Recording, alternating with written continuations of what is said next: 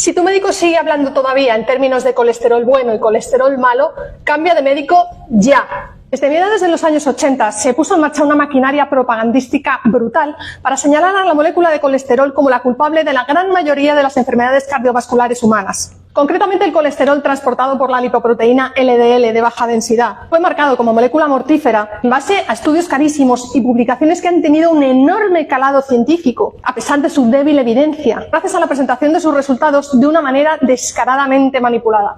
A pesar de que tanto el colesterol como la proteína LDL que lo transporta cumplen funciones importantísimas en el organismo humano, el lavado de cerebro de los médicos en formación, entre los cuales yo me incluyo, y de tantos otros profesionales de la salud, y la connivencia de los medios de comunicación serviles al poder de la industria farmacéutica, consiguieron que unos estudios con una validez externa bastante cuestionable cambiasen la historia de la práctica clínica médica e influyesen radicalmente en las recomendaciones dietéticas que hoy por hoy todavía siguen vigentes 40 años después, con el objetivo de satanizar y temer al colesterol y a las grasas en general, así como promover la prescripción y venta de los fármacos que inhiben su síntesis, las llamadas estatinas, exagerando descaradamente los beneficios clínicos de estas y ocultando sus impresentables riesgos. Y a la vista está que hoy en día la gente del primer mundo come las grasas saturadas con muchísima prudencia, la carne, los huevos, la mantequilla, el bacon, por ejemplo, porque les han contado que es que mucho cuidado con eso porque sube el colesterol. Y luego encima las estatinas son uno de los fármacos más prescritos en la historia de la farmacología. Y aún así, las enfermedades cardiovasculares 40 años después siguen disparadas y siguen siendo la primera causa de muerte de la ciudadanía actual. No hace falta ser Einstein para darse cuenta de que algo falla. Y lo que está clarísimo es que a día de hoy la única que claramente ha sido beneficiada ha sido la industria. ¿Y entonces por qué se culpó al colesterol, que desde ya os digo que es completamente inocente en toda esta película? Por dos motivos. El primero de ellos es bastante simplista y suena bastante a Barrio Sésamo, espero no reírme mientras os lo cuento. Resulta que cuando uno ve una arteria obstruida con aterosclerosis, en su interior lo que ve es grasa, con lo cual se dedujo automáticamente que esa grasa era la culpable de la obstrucción, era la raíz del problema. Cuando uno analiza esa grasa depositada, es la de colesterol transportado en LDL. Por eso le pusieron la etiqueta automática de colesterol malo. A pesar de que el valor de los niveles de LDL colesterol como marcador de riesgo cardiovascular es ridículo. Así que dejad de mirarlos tanto, que ahí no es. Ahora os explico por qué. Y el segundo motivo es porque el bloqueo de la síntesis de colesterol resultó ser una diana terapéutica muy rentable. Casualmente se descubrió y se patentó súper pronto nada más aparecer los estudios que señalaban como malo al colesterol, generando unos enormes beneficios económicos, a pesar de haber demostrado unos efectos ridículos sobre la mortandad por enfermedad cardiovascular y a pesar de la tremenda repercusión en cuanto a efectos adversos que tiene, que parece ser que poca gente conoce.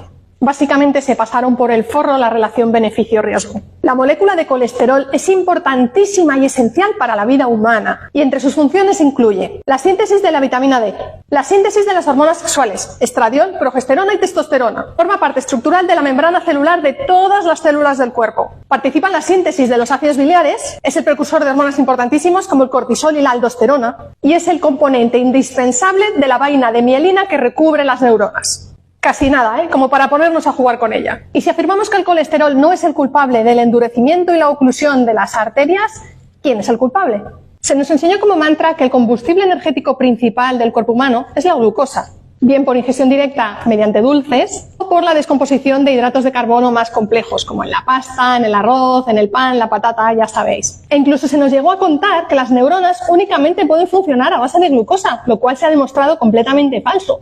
Pues bien, cuando el cuerpo humano emplea la glucosa como combustible energético celular principal, tal y como nos han dicho que tiene que ser, las mitocondrias, que son las organelas celulares encargadas de actuar como centrales energéticas, convierten la glucosa en energía, pero a cambio generan una gran cantidad de residuos metabólicos, conocidos como radicales libres o especies reactivas de oxígeno, que son los principales causantes de la oxidación celular, su envejecimiento y su daño. Cuando en la célula se produce un desequilibrio entre los productos más oxidantes como los radicales libres y los mecanismos compensadores antioxidantes reductores que la célula tiene de manera natural, la célula entra en desequilibrio redox, que se conoce también como estrés oxidativo, y se manifiesta en forma de daños funcionales y estructurales, el daño oxidativo de las células. ¿Y qué creéis que pasa cuando tenemos un suministro exagerado de glucosa, teniendo como tenemos una pirámide nutricional que nos dice que la base tiene que ser a base de hidratos de carbono? Pues lógicamente que el trabajo de la mitocondria se sobrecarga. Y si encima la función mitocondrial no es óptima porque hay un déficit de vitamina D, porque no hay exposición solar,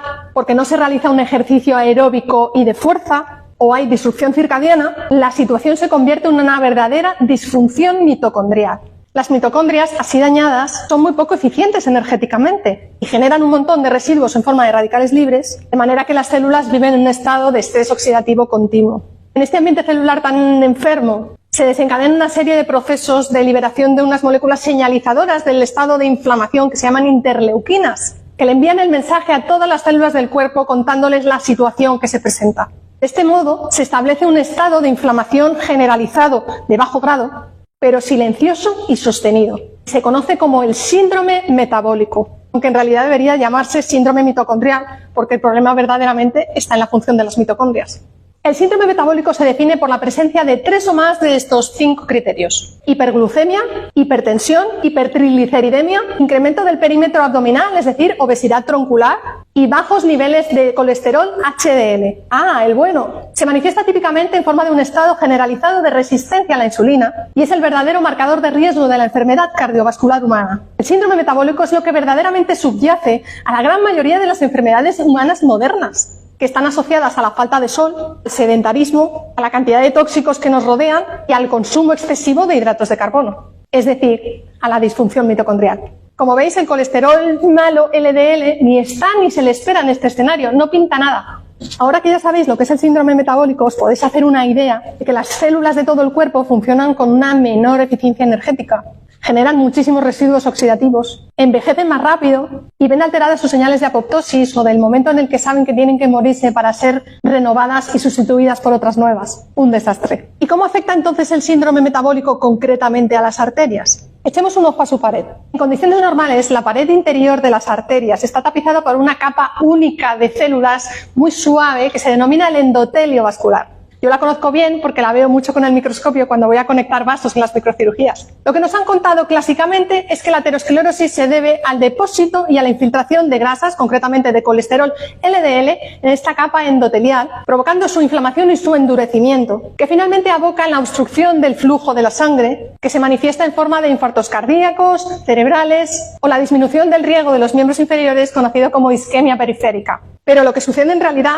es completamente lo contrario. En estado de inflamación generalizada de bajo grado, el síndrome metabólico, las células del endotelio vascular también se ven afectadas. En su interior también se produce la disfunción mitocondrial y la acumulación de los radicales libres. Y el daño oxidativo se manifiesta estructuralmente en la pérdida de una capa superficial protectora y aislante que se denomina el glicocálix de la célula endotelial. Cuando la célula endotelial pierde el glicocálix, se convierte en permeable y deja pasar moléculas y células a su través. Cuando las moléculas de colesterol transportadas por las LDL, que van tranquilamente por la sangre circulando por los vasos, y a las que llevan 40 años llamándolas malas, entran en contacto con estas células endoteliales que han perdido el glicocálix, detectan el daño y acuden en auxilio para retapizar la superficie y devolver la impermeabilidad.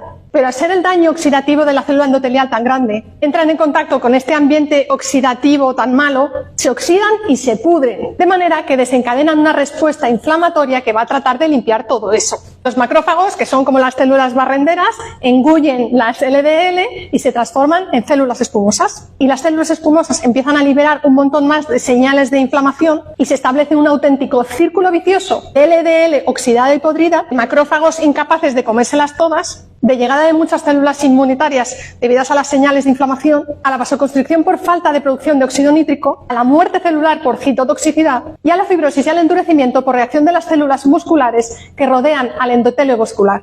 Todo este desastre confluye en la formación de la llamada placa de ateroma. Según la hipótesis del colesterol malo, que es la que defiende la AHA o la Asociación Americana del Corazón, que es la que mueve la pasta, la oclusión vascular en las enfermedades cardiovasculares se origina en el depósito de las grasas. A continuación hay inflamación, que genera más depósito de grasas y finalmente produce la placa de ateroma. Pero la hipótesis del colesterol inocente, que es la que hoy os propongo, afirma que todo comienza en la inflamación y en la disfunción mitocondrial. Secundariamente se acumula el colesterol, que produce más inflamación todavía. Y finalmente se produce la placa de ateroma y la oclusión de las arterias.